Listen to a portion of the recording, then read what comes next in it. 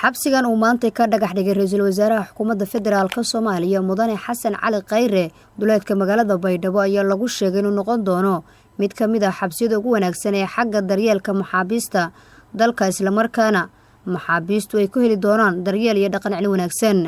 ra'iisul wasaaraha xukuumadda federaalka Soomaaliya Mudane Xasan Cali Khayre weliyo madaxweynaha dowlad goboleedka Koonfur Galbeed Shariif Xasan Sheekh Aadan ayaa si wadajir ah u dhagax dhigay xabsigan laga dhisi doono duleedka magaalada Baydhabo waxaana lagu xiri doonaa maxaabiista Soomaaliyeed ee dowladda Soomaaliya qorsheynayso inay dalkooda ku dhameystaan inta uga dhiman xukunkooda.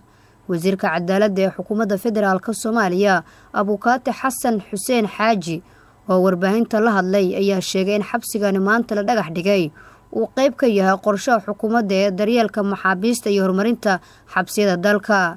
maanta waa maalin taariikhi ah, waa maalin ummadda Soomaaliyeed ku weyn maadaama aan dhisayno oo aad dhagax dhigteen xabsi oo insha Allah noqon doono xabsi weyn oo gobolkan ku yaali doono mise dowlad goboleedka. wasaaradda cadaaladda waxay ku mashquulsaneed waayihii ugu dambeysay sida adigaba nagula talisay in maxaabiista la daryeelo in maxaabiista caalamka ku noolna in wadanka lagu soo celiyo.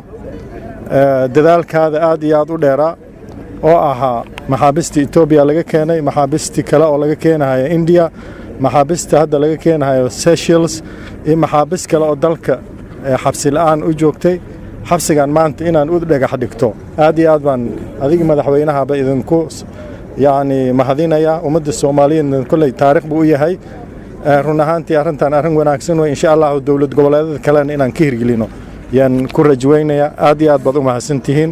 xabsigan maanta laga dhagax dhigay magaalada Baydhabo ayaa daboolaya baahida xabsi ee ka jirtay magaalada Baydhabo oo hadda uu ku yaalo xabsi yar oo ku yaala bartamaha magaalada waxaana qayb ka qaadanaya horumarka cadaaladda ee deegaanada Koonfur Galbeed. Nasr Basheer Cali, warbaahinta qaranka, magaalada Baydhabo.